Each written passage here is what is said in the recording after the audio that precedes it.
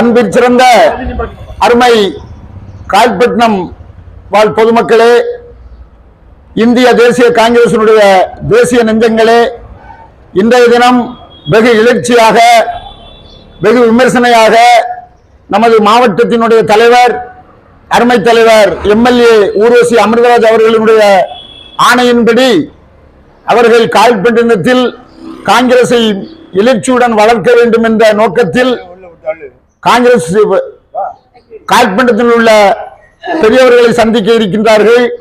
அதன் முக்கிய பொருட்டாக இன்று சுதந்திர தினத்தை எழுச்சியுடன் கொண்டாட வேண்டும் என்று என்னிடம் சொன்னார்கள்.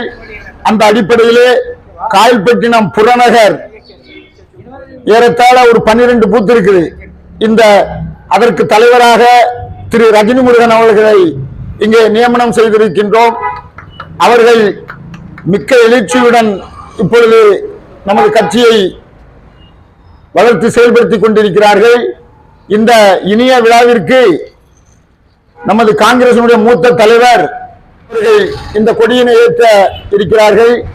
இந்த இனிய விழாவிற்கு மிகவும் உற்சாகமாக காயல்பட்டினத்தில் காங்கிரசினுடைய எழுச்சிக்காக தலைவர் திரு முகமது அப்துல் காதர் அவர்கள் இங்கே வருகின்றிருக்கிறார்கள் அவர்களுடைய முன்னிலையில்.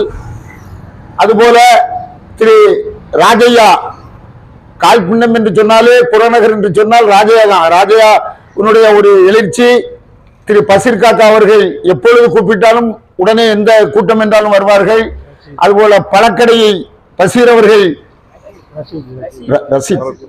ரசீத் அவர்கள் இங்கே வருகின்றிருக்கிறார்கள். எனவே இந்த இனிய விழாவிற்கு இந்த காங்கிரஸ் இயக்கத்தை வளர்த்தவர்கள் முக்கிய பங்கு. முதலில் இந்த காங்கிரஸ் கட்சியினுடைய அகில இந்திய காங்கிரஸ் கமிட்டி தலைவராக இருந்தவர், காந்தியுடன் இந்த விடுதலை போராட்டத்திற்காக பாடுபட்ட அப்துல் கலாம் ஆசாத் அவர்கள் இந்த சமுதாயத்தில் பிறந்தவர். அவரை காந்திக்கு ஈடாக நாம் சொல்ல வேண்டும். அப்பேற்பட்ட காந்தி, நேரு, காமராஜர், அப்துல் கலாம் ஆசாத், தில்லையாடி வள்ளியம்மை, இப்படி பல பல பெரிய தலைவர்களால் உருவாக்கப்பட்டது காங்கிரஸ் கட்சி. இந்த காங்கிரஸ் கட்சியில் தியாகிகள் மூலமாக சுதந்திரத்தை பெற்றோம். சுதந்திரம் எல்லோருக்கும் பொதுவானது. யார் சுதந்திரத்தை பெற்ற சுதந்திரத்தை நாம் பேணி காக்க வேண்டும். அப்படி இருந்தாலும் இப்பொழுது RSS இருந்து வந்த கும்பல்கள், RSS என்று சொன்னால் ஒரு உலகத்திலேயே தீவிரவாதத்திற்கு பேர் போனது RSS தான். அதிலிருந்து தொட்டு வந்த இந்த பிஜேபியில், பாரதிய ஜனதாவில் எந்த ஒரு இந்த சுதந்திர போராட்டத்திற்காக பாடுபட்ட வீரர்களோ அல்லது யாராவது. எனவே சுதந்திரம் என்பது பொது சொத்து, அதாடுவதற்கு எல்லோருக்கும் உரிமை உண்டு. ஆனால் நான் சொல்வதெல்லாம், இப்பொழுது இங்கே ஒரு மசூதி இருக்கிறது என்று வைத்துக் கொள்வோம். அது ஒரு தெருவிற்கு சார்ந்த மசூதி. அந்த மசூதியில் நான் எந்த ஜாதியாக இருந்தாலும் எந்த மதமாக இருந்தாலும், என சல்லவர்களை, எனக்கு இஸ்லாமியத்தை பற்றி அதிகமாக தெரியாது. இருந்த போதிலும் அதில் உள்ள கொள்கைகள், அதில் உள்ள கோட்பாடுகள் சிலவற்றை நான் கூர்ந்து பார்ப்பேன். அந்த பொறுமைக்கு இலக்கணமானவர் சல் என்று சொல்லுவார்கள். அவருடைய பணிகளை செய்து கொண்டு தெருவழியாக தினமும் போகும்போது அவருக்கு பிடிக்காத துஷ்டர்கள், இந்த RSS இந்த கும்பல்களில் உள்ளவர் குப்பையை தினமும் அவர் மீது கொட்டுவார்களாம். ஆனால் அவர் ஒரு நாள் அந்த குப்பையை அவர் மீது கொட்டப்படவில்லை. அந்த பொறுமைக்கும் அந்த இஸ்லாத்தின் ரொம்ப பிடிச்சது தான்.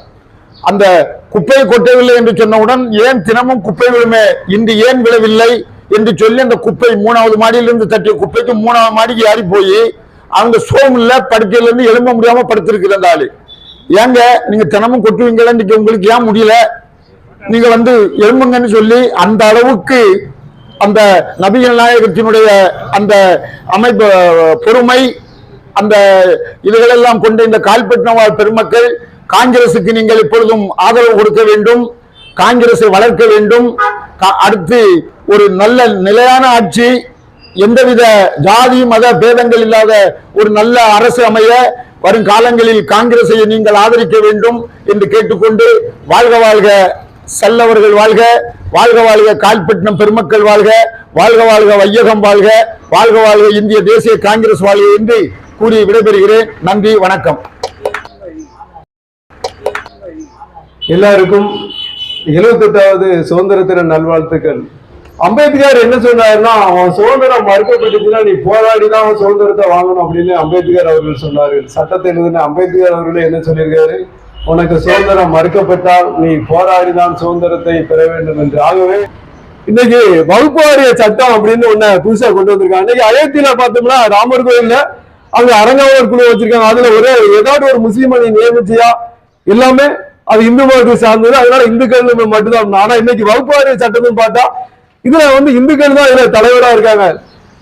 ஏன்னா நம்பிக்கை மத சுதந்திரம் நம்ம விரும்புற அரசியலமைப்பு 25வது சட்டம் என்ன சொல்லுதுன்னா, ஆர்டிகல் 25 நம்ம விரும்புற மதத்தை பின்பற்றவும் அதை பரப்புவதற்கு நம்மளுக்கு உரிமை இருக்கு. ஆனா இன்னைக்கு அப்படி பார்த்தா கிடையாது.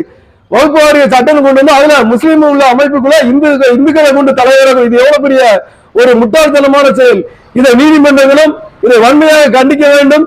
RSS பிடியிலிருந்து இன்னைக்கு அந்த வகுப்பு வாரியத்தை மீட்க வேண்டும்.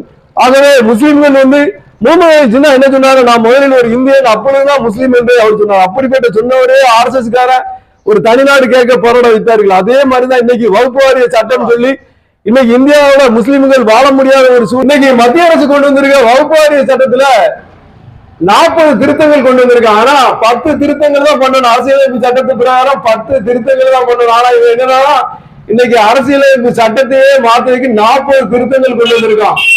இன்னைக்கு பெண்கள், அதாவது அவங்க முஸ்லீம்கள் திருக்குறானை கடைபிடிக்கிறாங்க, திருக்குறான் பிரகாரமே அது நடக்குது. அதுல ஒரு மதத்துக்குள்ள அரசியல் தலைவர்கள் அவ்வளவு நல்லது கிடையாது. ஆனா இன்னைக்கு மோடி அதுலயும் திருக்குறானுக்கு விரோதமா, அவங்க மத இதுக்கு விரோதமாக இன்னைக்கு பெண்களையும் வகுப்பு வாரிய சட்டத்துக்குள்ள முஸ்லீம்களுக்கு பெரிய அச்சுறுத்தலாக. ஆனா முஸ்லீம்கள் நம்ம இந்தியாவுக்குள்ள வாழ்றதுக்கு ஒரு பயத்தை உருவாக்குற சூழ்நிலையை இன்னைக்கு மோடி 2 பேருமே ஒரு குப்பம். இதே ஒடிசாவில போய் மோடி என்ன சொன்னாருன்னா, தமிழ ஒடிசாவை ஆளணுமான்னு கேட்ட மோடி அமித்ஷா இன்னைக்கு பிஜேபி RSS தமிழ்நாட்டில் இருக்கக்கூடாது. ஏன்னா நீ ஒடிசாவுக்கு பேரு இந்தியா விட்டு நீங்க இன்னைக்கு மத சண்டை ஜாதி சண்டை உருவாக்க காரணம் அதானி மக்கள் கதிர்ந்து மறைக்கிறதுக்காக விலைவாசி ஆனா மத்த முஸ்லீம்களுக்கு 2 கண்ணையும் குத்திக்க, எங்களுக்கு குத்திக்க அவங்களுக்கு 2 குத்துங்க இருக்காங்க. ஆகவே வகுப்பு வாரிய சட்டத்தை மத்திய அரசு அதை திரும்ப பெற வேண்டும். திருக்குறான் பிரகாரம் தான் அதில் போய் நடக்க வேண்டும். அடுத்த மதத்துக்குள்ள தலையிடக்கூடாது. அண்ணாவை என்ன சொல்லியிருக்காருன்னா, அடுத்த மதத்துக்குள்ள அந்த மதத்துல உள்ளவங்க தான் இருக்குன்னு அண்ணா இருக்கும்போது அண்ணாட்ட போறாங்க. இந்து அறநிலையத்துறையில திமுகவை சேர்த்துருமான்னு சொல்லும்போது அண்ணா என்ன சொன்னாருன்னா, இல்ல அது அறத்துறை இந்து மதத்தில் உள்ளவங்க தான் இருக்கணும். ஒரு கட்சிக்காரர்கள் போனோம்னா அங்க போய் சாப்பிட்டு தூங்கிடுவாங்க அப்படின்னு அண்ணா சொன்னார். ஆனா இன்னைக்கு மோடிக்கு அந்த எண்ணம் இருக்கான்னு பார்த்தா அமித்ஷாவுக்கு அந்த எண்ணமே கிடையாது. வகுப்பு வாரிய சட்டத்தை இந்துக்களை அதை திரும்ப பெற வேண்டும், முஸ்லிம்களை அதை ஒப்படைக்க வேண்டும் என்று அதை தெரிவித்துக் கொள்கிறோம்.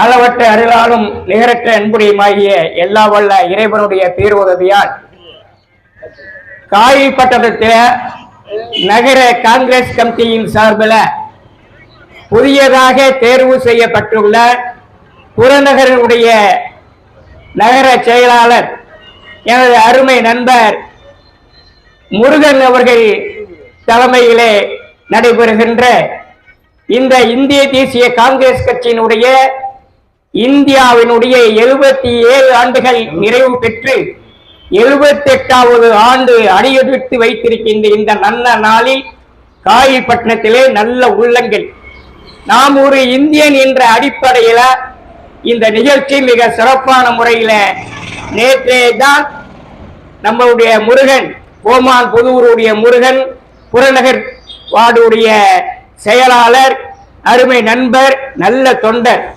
அவர் சொன்னார், நீங்கள் எந்த கட்சியாக இருந்தாலும் சரி, நாம் ஒரு இந்தியன் என்ற அடிப்படையில் நீங்க இந்த நிகழ்ச்சிக்கு வாங்குங்க என்று சொன்னார்கள்.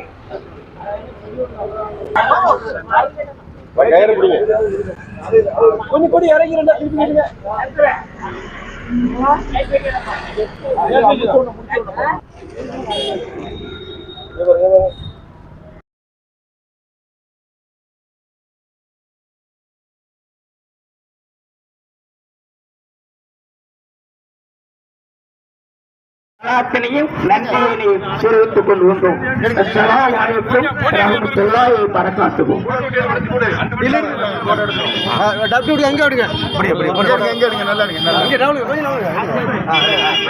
ஒரு ஆளு கொடுங்க போட்டோ எடுத்து. கொஞ்சம் பாருங்க கொஞ்சம்